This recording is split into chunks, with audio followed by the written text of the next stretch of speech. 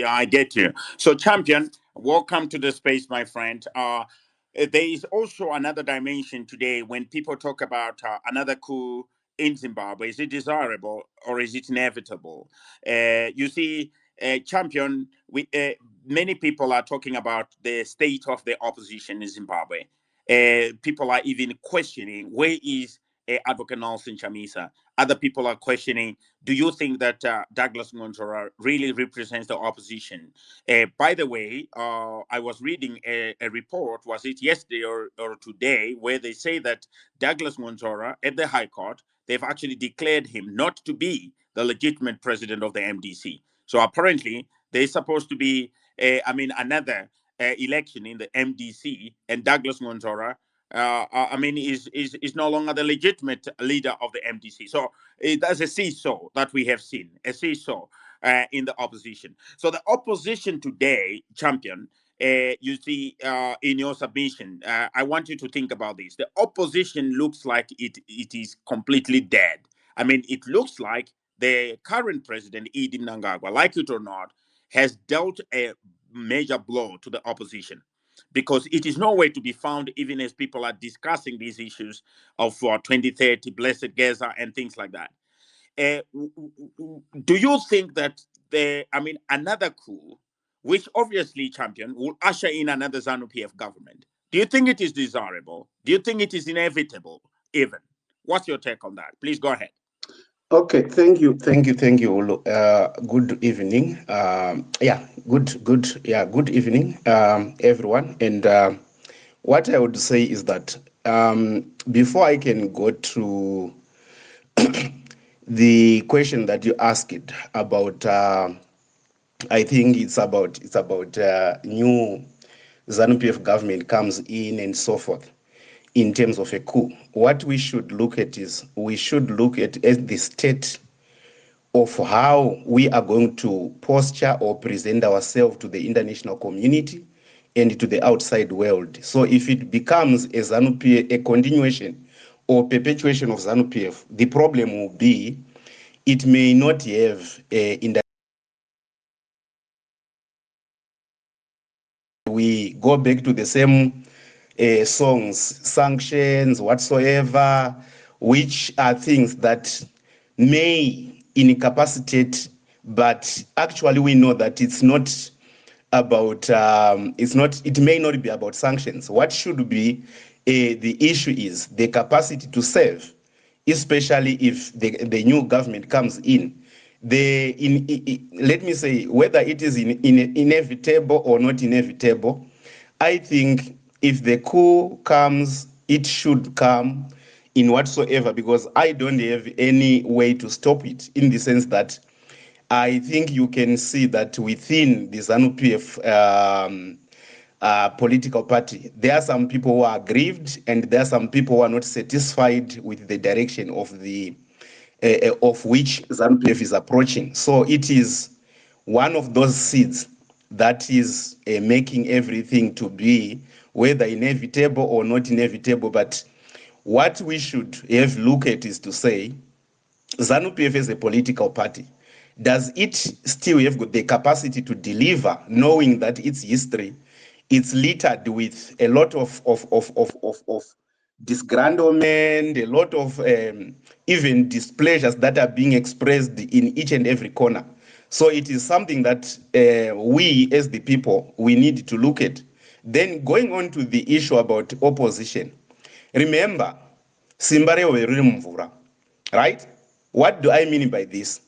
For opposition to exist, it means the current government is delivering. If it's not delivering, it means my displeasure, your displeasure, if it's going to be added together to make a sum, it becomes the opposition that gives any opposition leader a fertile ground to launch either his political party or his crusade, whatsoever that is going to launch.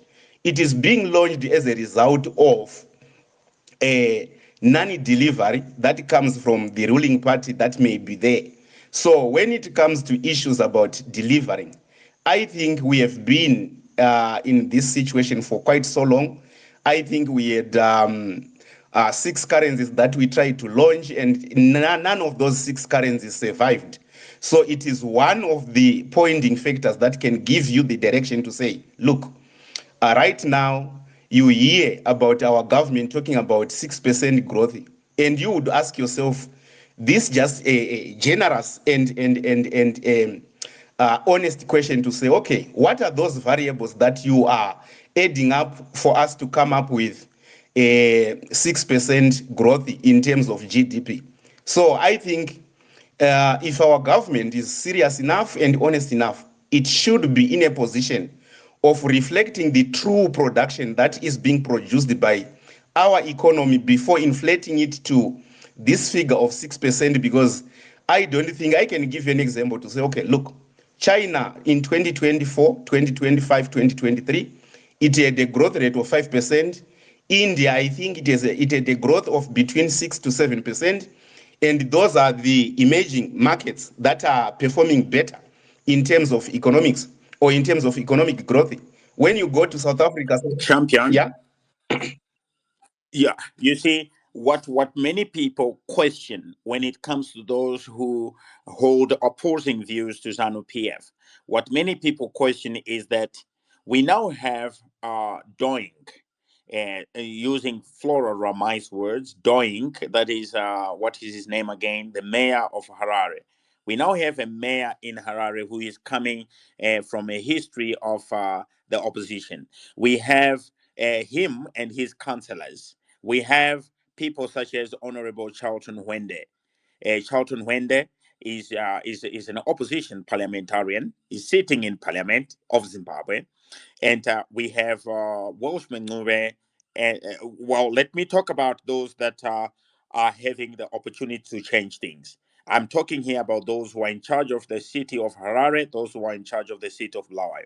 Many people are questioning and saying, you see, when we thought that the opposition has something to offer, it has offered us doing. What is his name again? Aish, my goodness. And what is his name again? The mayor of Harare? Mafume, Jacob. Mafume, Jacob Mafume, yeah, Jacob Mafume. So you see, people are saying it has given us Jacob Mafume, and you heard in the commission of inquiry, or is it a commission of inquiry? I'm not very sure what was happening, but he came up telling us that people are earning USD 30,000, 40,000 in a month, and these are people coming from the opposition. And we have seen others who have lingered around in the parliament, and they're also from the opposition.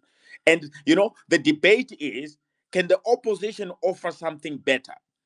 Or is it acceptable even when the coup comes within the ranks of ZANU PF? Because now people, Blessed Gaza is ZANU PF, and uh, do you think that the opposition in Zimbabwe can prove that it has something to offer today in 2025, Champion John? Before I go now to Engineer Farmer and Brother Signoro. All right, thank you so much. Your question is so interesting in the sense that, look, I think you have done regression in your life as a simple model, right? If the dependent variable, all right, let me say, there is no dependent variable that can move without there's no independent variable that can change.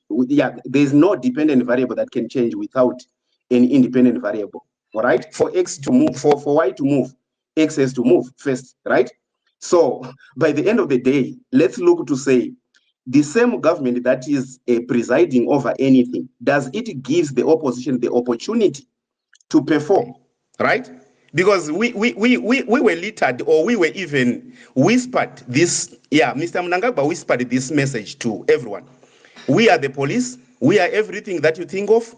We are anything that you want. And also, he even said, it's a video that is there to say, any opposition person who wants to perform, ask yourself, where is he going to get money? Because we are the ones who have got the money. We are the ones who are approving the policies and so forth. So in terms of So champion, that is a very good point. That is a very good point. Right? Look, quickly in terms of you correctly said you need an independent variable to have a dependent variable act somehow. So are you now saying that the salaries that we see being churned out by the council in Harare under Mayor Jacob Mafume is because of the existence of ZANU PF in government, and yet he is actually in charge of council.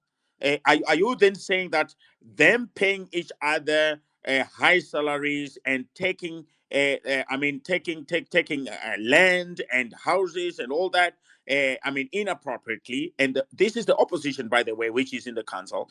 Are you saying that it is dependent on the existence of ZANU PF as a government? Is that your point? Yes, that's the truth. And also to add just some few points there to say, okay, look, it is the government that creates an environment that is conducive to anything. So if the government does not provide that environment, then there's a problem. That's number one. Number two, when you go to approval of salaries, those are not approved by mayor, because in Zimbabwe we don't have executive mayors. We do have got just ceremonial mayors who are there to just push things. But the reality of the matter, if you want to see this, right, I would take you back to 2008 when by the time we had executive mayors, and what happened? ZANU-PF government suspended Elias Mudzuri. I think you know about it. And they brought in Sekesa Makwarara Commission to take over Harare City Council. So those are issues that are there. So in any form, yes, of course, I'm not saying let's not measure performance of anyone. We have to measure, but at the same time, let's look into factors that brings this measurement into play, so that by the end of the day, Good point. yeah, by the end of the day, we don't blame Yeah, good, anyone. Thank you so good much. point. You can land on that point so that others can just debate with you on it. You land on that point, champion, so others can debate with you on it, right? Because I think that is something you can see other people are making emojis and stuff. Certain emojis there, so it indicates that what you are saying is something that some people would want to challenge. So I would want to go to to Engineer Farmer to hear what are his thoughts on what you have just said. But you can lead on that point. Go ahead, champion. No, let me just say, this is all that I can say for now. If there is any question, I will be maybe here, or if I am going to be just off a bit, I will come back. Thank you so much. All right. All right. Thank you, champion. So, Engineer Farmer, here we are in terms of Zimbabwe 2025 and in 2017, we saw the coup, which other people say was not a coup. And there was a lot of expectations, from people in Zimbabwe. And that's the reason I think you saw across the board, across the divide, the political divide, you saw many people pouring into the streets of Harare.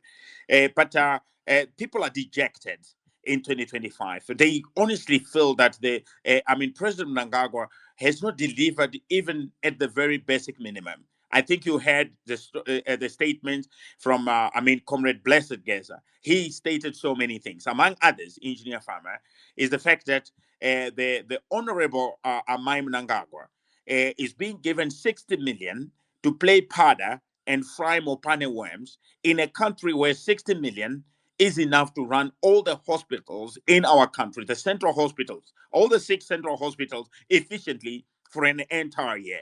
So for an entire year, all our central hospitals can work efficiently with 60 million US dollars. But that money was allocated to Amai Mnangagwa to play pada and fry mopane worms.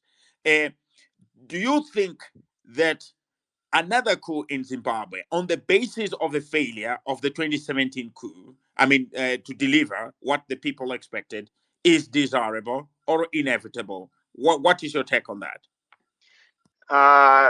Good evening, or good afternoon, good morning, wherever you are, guys. Thanks, Wulu, for the space.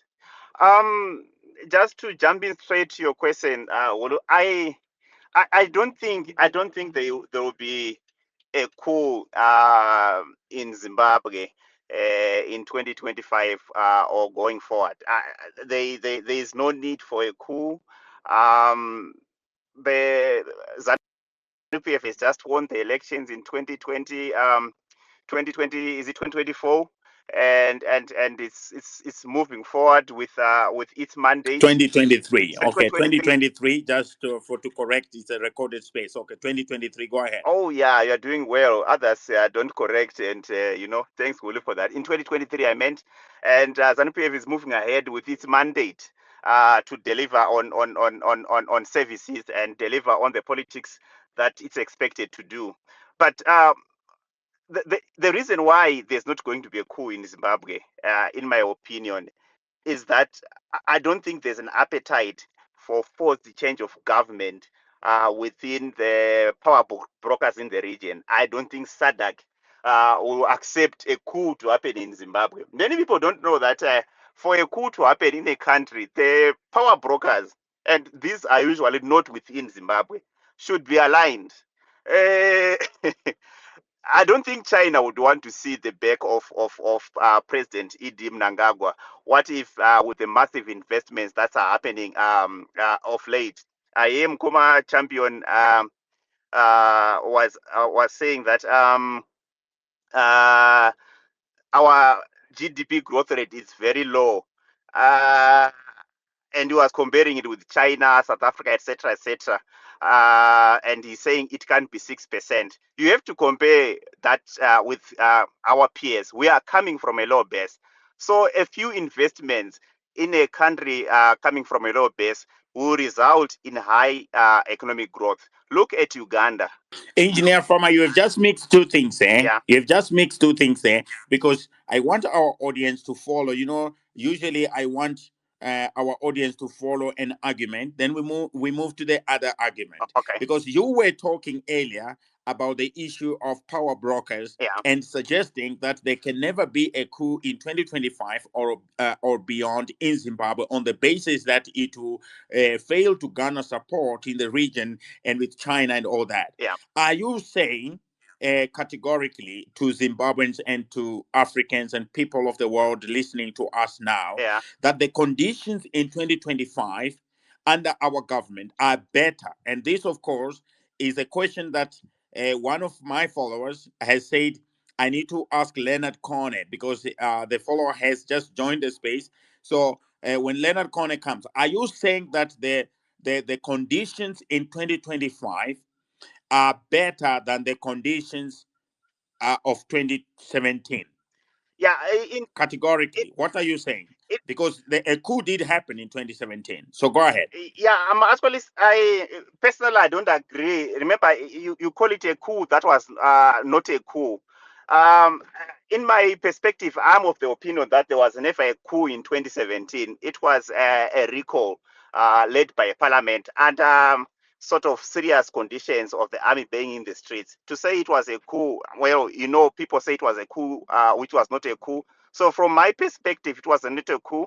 And from my perspective, again, I don't think the conditions that prevailed in 2017 are prevailing now. I don't think that will happen. I don't think SADC will look the other way and allow the army to go into the streets and force a change of government, of a government that has just been elected. I also don't think our main trade partners will allow that to happen. Just check the investment that is coming from China, Wulu. You would know by now that Bridge he has got a 3.6 billion industrial park that's being built. That's going to produce 1,200 megawatts of electricity, as well as produce a lot of steel and other derivatives from that production. We've got Manizi. Engineer Farmer, that's another point. That's another point that I'll question you on, and then you will then respond to what you were saying about Champion John, Yeah. and then from there I can move to the other speaker. I'll still bring you back again later. Okay. But then look at this. If you go into Harare now, you can ask Vahombe. Vahombe is here. If you go into Harare now, you go into Mutare now, Gweru, Bulawayo, Masvingo, and all the other cities in Zimbabwe, and you want to buy steel, let me tell you, it is still more expensive than what it is in South Africa. And now I'm surprised because Dinson, is it Dinson still? The one that is now already operating. It's already started in Zimbabwe, by the way. So now you have got these trucks a queue of trucks that you will see driving all the way to the border with Mozambique, going to transport things outside of Zimbabwe. And yet, in Zimbabwe itself, the same things that are being transported outside of Zimbabwe are more expensive for an ordinary Zimbabwean consumer. How is it that we are producing things that are more expensive for us, and yet those companies are in Zimbabwe? We still have to you still have to buy steel from South Africa, and it is cheaper there. Why is it like that, engineer farmer? Can you explain to the Zimbabwean? So yes, you're promising us that there's an industrial park coming up in Beitbridge, but as long as I go into into a hardware and I want to buy a square tube, to build my carport, and it is still more expensive for me to do so in Zimbabwe than in South Africa, then you have done nothing, engineer farmer, don't you think? Thanks, Wulu. I think if you remember well, we once spoke about this a few months back, and it just came back to me to say we once had this discussion on your space again, Wulu. And my response to you was, when you then look at in the long term, when Manise or Dinson started to produce the exact sections, steel sections that we are importing. You, Wulu, when you want to build your house, maybe when you want to look for rebar, when you want to look for circular hollow sections or square sections, you then need to see, you then see that those sections will likely to be cheaper because the technology that China is using to produce steel in Zimbabwe is the same. The cost of production probably will be slightly higher, but the aggregate. So, engineer farmer, you agree that today they are more No, no, expensive? no, Do no, you no. agree that I, even I'm, though we are I'm producing not now, agreeing with you it is there. more expensive I in want to Zimbabwe? explain it. I don't think what Dimson Steel is exporting to China is the exact sections that we are importing from South Africa. When I looked at their export schedule, they have not yet gone to the smaller sections of steel. They're still producing the bigger billets, those iron billets, those big steel sections that you don't normally use in your construction. But as production progresses and they start producing the relevant sections that we in the lower ranks of the economy use, you realize that it will be cheaper. And I want to bet you. Can you give us one example, Yeah, engineer farmer? Can you give us one example of a company which is owned by the Chinese in Zimbabwe, which produces a product in Zimbabwe which is cheaper than in South Africa? Give me one company. when you're talking about one company, because remember the Chinese manufacturers or the Chinese producers, they are producing raw materials. They are not producing finished product. When you look at lithium, they are producing lithium concentrates. So it's a bit difficult to compare pricing in South Africa. I'm asking a basic question here. It's very I'm basic saying, answer do I'm you giving you. know of any company which is foreign owned that is operating in Zimbabwe currently today, which is producing products in Zimbabwe, and those products are cheaper in Zimbabwe than in neighboring South Africa? Oh, Do you have any example? you have changed your and question a then bit. and You had then you said can you hang said on that okay. point if you have answered it, and let me just move to senior, then I go to Flora Romai. All right. So I was saying when you Do look. you have an example? No, but I was trying to explain why I can't give you a quick example now. I was trying to tell you why I can't give you a quick example now is because the Chinese companies that you are asking for for comparisons in pricing, they are producing raw materials which are not produced in South Africa. So I can't really quickly give you a comparison. But what I will do, while least you are Okay. talking to Kone, I'll check the price of steel produced at Dinson and also check the price of steel produced at ArcelorMittal, the exact same sections. Then I'll share with you. How is that? All right, no problem, Engineer Farmer. Thank you very much. Hang on there. Let me go to the next speaker, and that is going to assist us. Brother Senior, welcome to the space. And for those who are just joining us, thank you for joining me, Hulu, at Pachiso Life. And never forget that the hope we have, us and our children and our children's children, let that hope be the same with those other children and those other people and their children and their children's children, those whose homes we will never know, and those whose countries we will never visit. For the hope of a Zimbabwean child must be universal, because this is about our people. It is about our country. And this is yet another day and another hour we meet to discuss these issues. And it is now 10 minutes to 10 minutes to 8 in Harare. Also the same at 10 minutes to 8 in the great city of Bulawayo. And thank you for joining me, co-host Zulu. Are you at work still, or you are able to greet the audience? Zulu, welcome to the space. How are you today? I'm doing well, my brother. Well, how are you? Yeah. I'm very fine, Zulu. Thank you very much for the support, and thank you for coming to the space. Are you? Do you want to greet the crowd? Zulu, unmute yourself. You're muted. All right. Zulu could be still busy at work. Brother Senior, welcome to the space. How are you today? I'm not good at all, fellow Zimbabweans. How are you doing? Revolutionary greetings. It's the order of the day. Well, Why you are not good, my brother? Same koma musinganzo mushe. there's this beautiful girl called Zimbabwe. She's bleeding, and she's been bleeding for a very long time.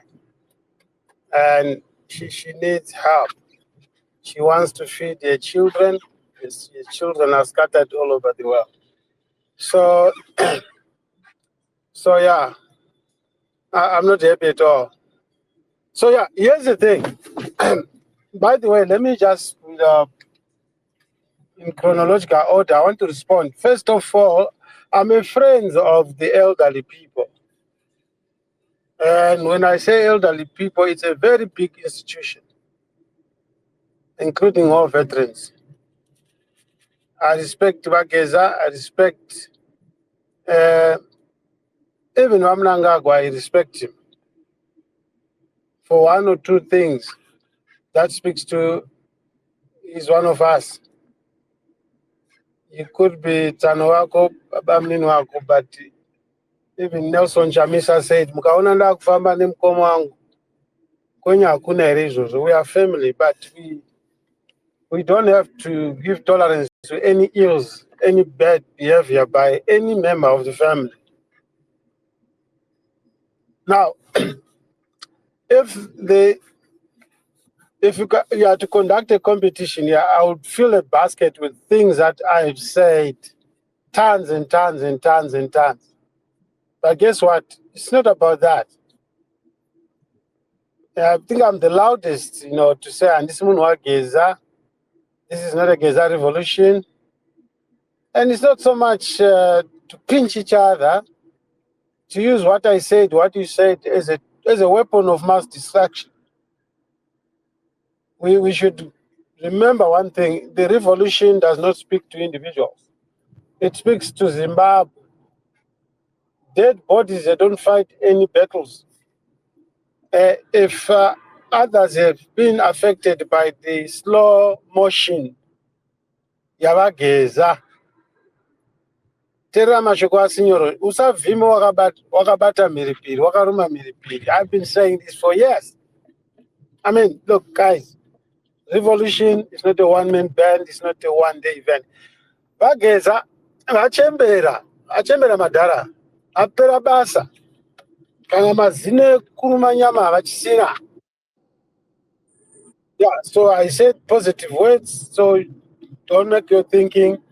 Don't think for me. Don't put words into my mouth. Listen, I love elders with passion. But I'm talking in terms of a revolution. And I've said this before. We expect old people to fight. Sure, sure. God have mercy on us. It is the voice of empowerment, voice to liberate Zimbabwe, that probably we miss, even in the young ones. Even from the young ones, if a young voice speaks, it doesn't mean that it will pick up whatever it takes to fight. No. That is a voice to draw attention. So let us not be disheartened. Hapana kana chinombovhundutsa. It's a revolution is not smooth.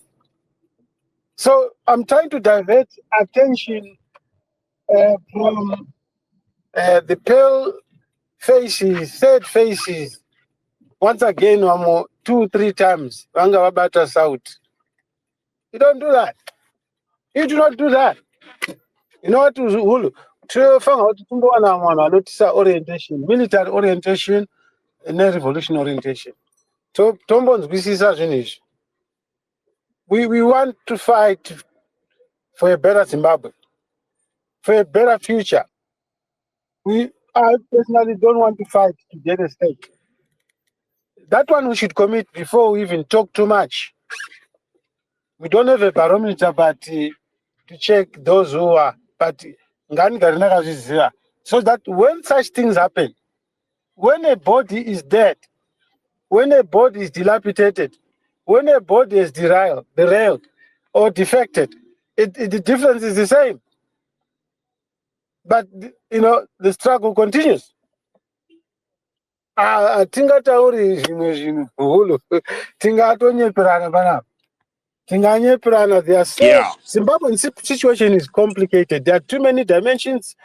I'll put it fairly, it could be a construct of ZANU-PF. Let me put it that. I hate to say that because I know a problem is not necessarily ZANU-PF. Ichamuka mangwani yakachinja zita.